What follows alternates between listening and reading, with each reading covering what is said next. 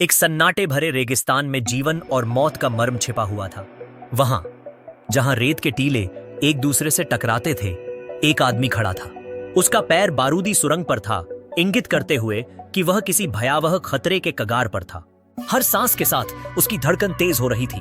उसके साथी ने, जो इसे एक मजाक समझ रहा था, उसे अनदेखा किया। ऐसे समय में जब एक कदम भी पीड़ा का कारण बन सकता था, उसका साथी अचानक जमीन से उड़ता हुआ एक भयानक धमाके के साथ उड़ गया। आदमी ने अपने मानस को संतुलित किया और जमीन पर झुकते ही अपनी डैगर को गाढ़ा। जैसे ही धातु से टकराने की आवाज आई, उसे यकीन हो गया कि वह सच में एक बारूदी सुरंग पर खड़ा है।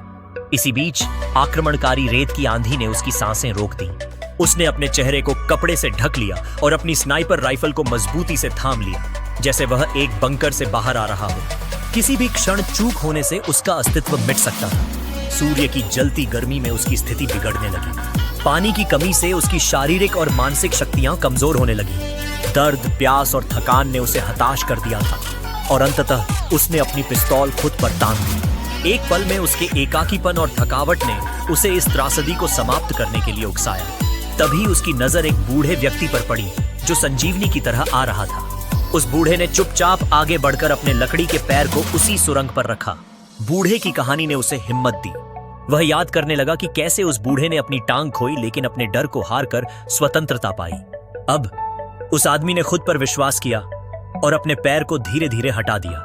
कुछ भी नहीं हुआ। वो सहसा आश्चर्य में था।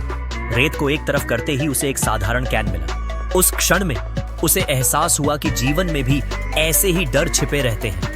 हर इंसान के कदम के नीचे एक भय हो सकता है, लेकिन जब तक हम साहस नहीं दिखाते, हम कभी नहीं जान पाएंगे कि वह डर असली था या केवल एक भ्रांति।